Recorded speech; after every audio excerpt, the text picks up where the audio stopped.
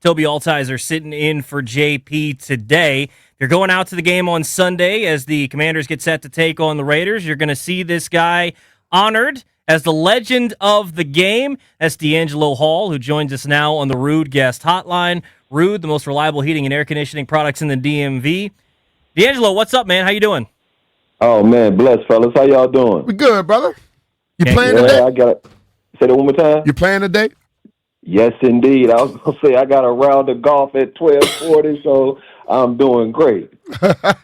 I told Toby, I said, Toby, man, he's been bit by the bug, dog. Oh, yeah, I was out there yesterday, too. Day before that, I'm out there as much as I can. Are you getting pointers from BMitch? BMitch don't want to give me too many pointers because he's scared I'm going to beat him down when I see him. Hey, I will help people out. I don't mind. Because my game ready, dog. DeAngelo, I want to ask you, so legend of the game, I'm sure they're going to show some clips from this game. Got to ask you, October 24th, 2010, Soldier Field, 4 interceptions, tying an NFL record. Take us back to that day. What'd you see? How was that experience? I mean, I just remember being on the football field with other great players. You know, I think that's the one thing I remember. I remember seeing Julius Peppers make plays, seeing Brian Urlacher make plays, even watching Albert Haynesworth cause a fumble. And, you know, when you see great guys on the football field playing against Devin Hester, Hall of Famer, I mean, you want to make plays. You know, every big-time player wants to make plays in critical situations to try to affect the game. And so, you know, that Bears game, it was just like, you know, nothing really was going our way the whole first half. And I just remember being in that locker room thinking at halftime, man, we got to make a play. And then before you know it, I make one play. And then somebody else makes a play. Then I make another play and another play. And before you know it, my mom's in the stands, my aunt's in the stands. And they literally sitting up there and they got 4 footballs. And it was probably one of the coolest moments and experiences for them. Absolutely for me, but just to get to share it with them, man, it's something that, you know, as I look back now, you know, being 40-plus years old, man, it's something that just brings a smile to my face every time I think about that moment and being able to really share it with my mom and the rest of my teammates. Have you seen Jay Cutler since then? I have not. How do you think when he see you? He would give you like a side eye? Well, you know, Jay so cocky. Jay still will probably tell me he'll throw it at me, and I'm gonna look at him and shake my head. I have 6, and I'm gonna pick it. Yeah, and I'm gonna have another one. I'm curious, D. Hall, you were doing some coaching with Carolina over the last couple of years. When you look back through your career and then to now being involved with football the way that you are, how have you seen the game evolve in the passing game? We always talk about how the game evolves. Have you seen it much different, or is it when you're inside, it's largely the same? No, I mean it's different. It's different, but it's the same. You know, like I think the way they use the passing game now is a lot different, right? I think with the addition of these mobile quarterbacks, it makes it hard to defend, right? When that receiver and that quarterback's on the same page, you can have a route covered in that instant. As soon as that quarterback breaks out of that pocket, like things change, and so the look change, the routes change, how you fit that up, and so it's constantly evolving. I think the game has changed from a standpoint of, you know, you see a lot of the college game from a standpoint of get the ball out my hands quick, get it to my playmakers, and like I'm a proponent of that. I love watching guys get the ball out their hands and let the dudes who can make things happen get the ball in their hands in space, as you see with the addition of like a guy like Deebo Samuels, right? Yeah. Like he's gotten countless quarterbacks paid, and Tom Brady subscribes to this formula of just let me get the ball out my hands. As long as I don't get a sack, anything that's a gain is a profit. Yeah. And no matter how long it is. Right? But like you look at yourself, Deion, Revis, those type of guys, y'all had extreme confidence. And today, when you talk about the mobile quarterbacks, you got a few of those guys out there, Stingley and those type of guys, where they can go shut down people. You know, where has it changed with the defensive back mindset compared to how you all were? I think social media is kind of, you know, put people on notice from a standpoint of I don't want to be embarrassed, you know? And so no one really wants to accept that challenge. They don't want to see defeat, or if they see defeat, they don't want the world to see them get defeated. You know, but I just remember a line that, you know, I tell my players. I remember Raheem Morris told me, man, and his gunfighters get shot. And so you got to learn to take that take that loss, take that L, take that getting beat deep, and learn something from it. Not let it affect the next play. And so, a lot of guys can't let it affect. It just cannot affect the next play for them. And until they can get out of that mindset, be able to turn it off and turn it on, no matter if they make a play or not, like it doesn't matter. You got to move on and play and fight the next play. And so you're right, BMitch. There's a couple guys who have that pedigree and they want to follow guys. Uh-huh. But for the most part, you got these dudes who want to stay on this side of the field, be nice and comfortable, and not worry about too much. If they don't want to throw the ball this way, okay, I'm cool with that. If they don't want to throw the ball that way when I'm playing, I'm going to where the ball going, Coach. There you go. I don't care what you got to say. I want to be challenged and I want to help contribute to my team making a play. I love it. I could care less about the outcome because I always just felt like we got the best chance to win when I'm on the dude, period. That was just the level of confidence I had in my game. Talking with DeAngelo Hall on the Rude Guest Hotline on Sunday, going to be the legend of the game at Northwest Stadium.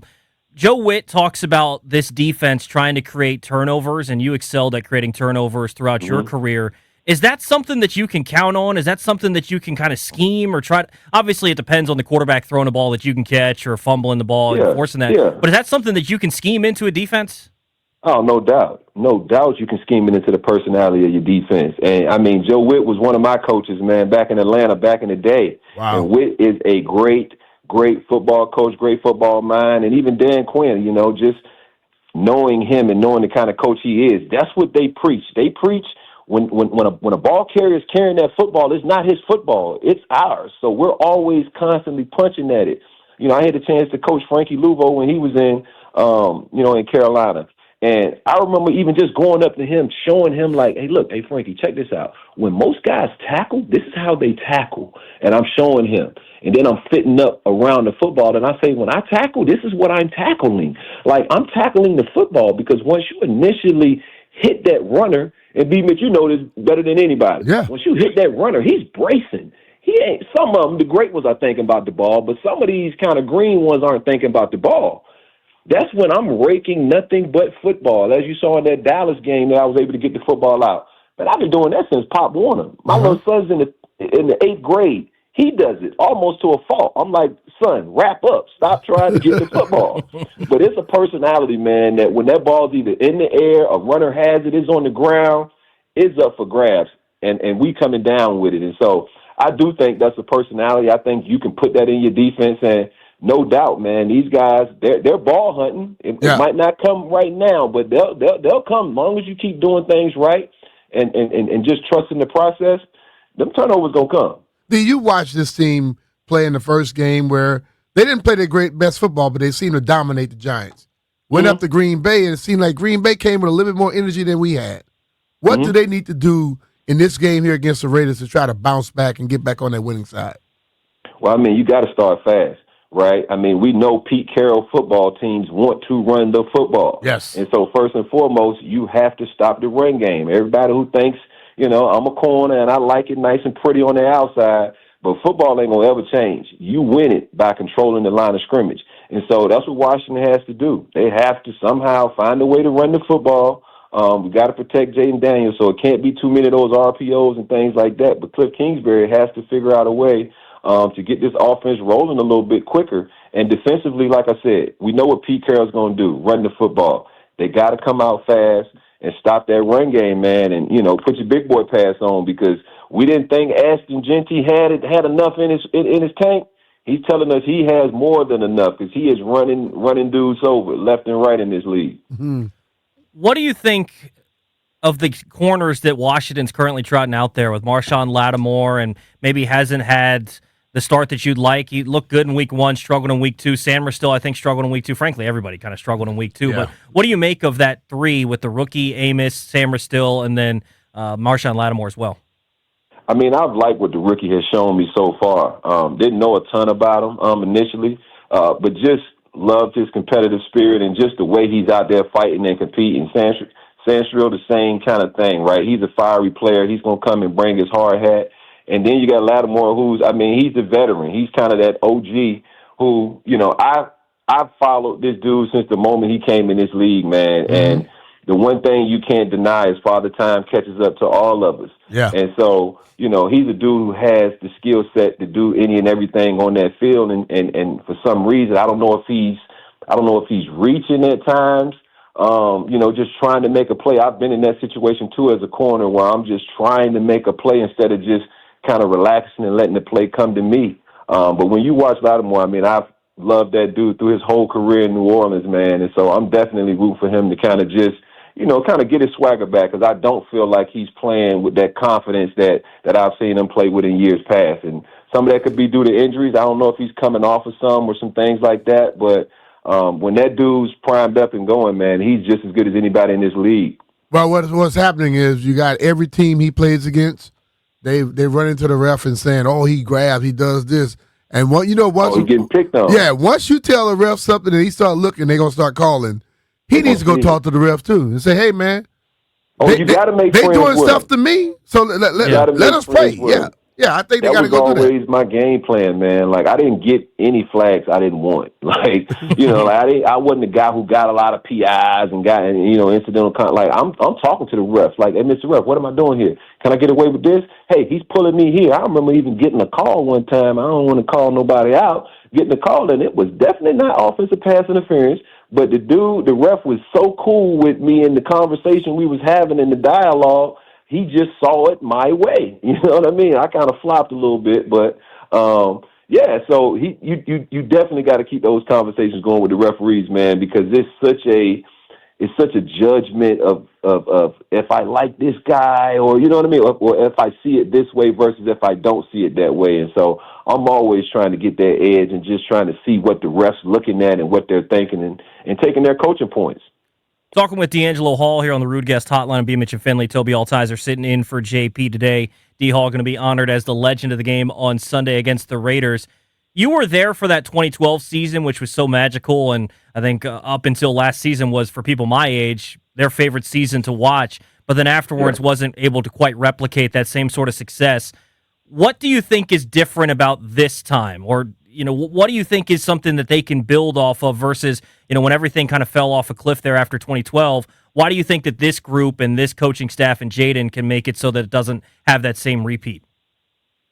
I just think it's the overall leadership, the players they have. This organization has taken a different, kind of a walk in a different direction. And, I think everyone sees that, even with the, announcement of the new stadium, soon to be back in D.C. Mm-hmm. This team is doing nothing but trending up. When you have a guy like Jaden Daniels on your roster and some of these players that they have, we're able to get Terry McLaurin back, who I thought has been just, you pay that guy because he's done everything right when nobody thought you probably should have. And so he's just the ultimate, leader of that football team. And so I just believe in these guys. I believe in the direction of the leadership. I've always been a huge fan of Dan Quinn, and just the football teams he's able to put out there and compete. Love his coordinators. I mentioned playing for Joe Witt. I'd run through a brick wall for him right now. That's just how much I care about him and his family personally, man. Like, he's been just such a great person in my life, as far as just helping me be a better person, better man. And those are the kind of coaches you got to have. Yep. Football kind of takes care of itself. I think people outside of the football world think football is a little harder than it is. A lot of these guys need help with like life skills and trying to be better versions of themselves, because if those habits increase, the football is just naturally going to increase. When you started coaching, did you notice that more than when you did when you were playing?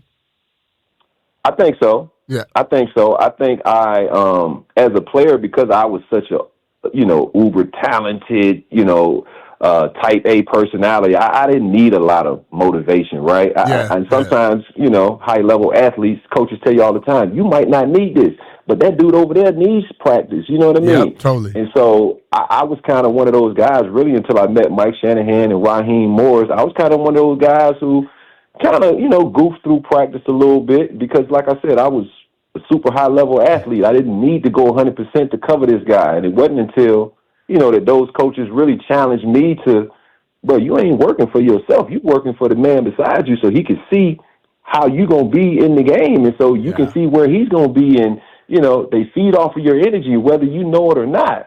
And then I started coming to practice with a different mindset, more that leader mindset. And, man, I just saw it rub up on my guys. I saw us practicing harder. I saw us having better games. And that's when I started really valuing, practice and, and having the right guys out there and having the right mindset. D-Hall, before we let you get out of here, I'm a diehard Hokie fan. How do we get the Hokies back on track, man? How do we get this program back to being relevant nationally and winning football games? That's a tough question. That's a tough question, but an easy question. The easy question is hire me. I mean, that's the easy question, but the tough question is, I mean, there's a lot of things that have to happen just within the athletic department. We got to commit 100% to football at Virginia Tech. We have to understand that, the foundation that was laid by guys like Bruce Smith and, Frank Beamer and Kevin Jones and Michael Vick and all of these numerous names that I can, go on and on, Cam Chancellor, Jimmy Williams. Yep. I mean, it's just so many. Antonio Freeman, Todd Washington, Bruce Arians. I mean, it's so many great Hokies, man, that this program means so much to. And I never thought I wanted to coach college football until I kind of saw the state of our, of our program. And you got to win Virginia, man. There's too many high-level athletes leaving the state of Virginia.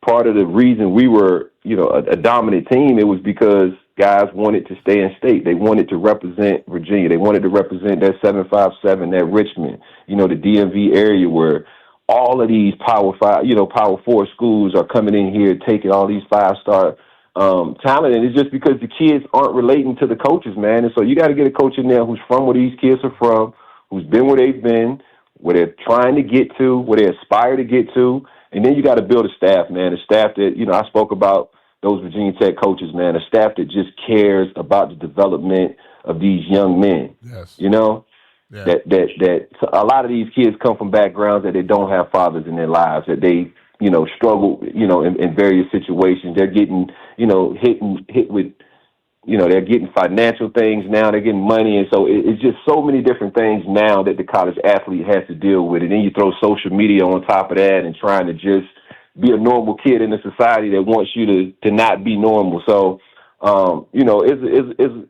it's a whole lot of things, that can help make this program better. But it's no doubt in my mind that me, along with a lot of other people, man, we can absolutely turn this Virginia Tech program around. Well, I think the atmosphere has totally changed, and you got to have people that understand that. And you see all over the country, you got a lot of former players going back to their schools and helping out. So hopefully they give you an opportunity, brother. Oh, no doubt, man. BMitch, you got to understand, man, when you from the Bird, there's something special about that place, man. Nobody picks to go to school in the middle of the mountains, man, unless you've been there and you really experienced it, man. It is something else. Oh, yeah. DeAngelo, appreciate the time. Going to be honored as the legend of the game on Sunday and maybe rocking a headset for the Maroon and Orange next year. We'd love to see it. Oh, man. we shall see, man. I appreciate it. I'll see y'all at the game Go Sunday. Break 80. Oh, no doubt. 79. Yeah, hit him well today. Appreciate it, D-Hall. I appreciate y'all. All right, bro. That's DeAngelo Hall, joined us on the Rude Guest Hotline. Rude, the most reliable heating and air conditioning products in the DMV. I love that, BMitch. How do you fix Virginia Tech football? Hire me. I love that.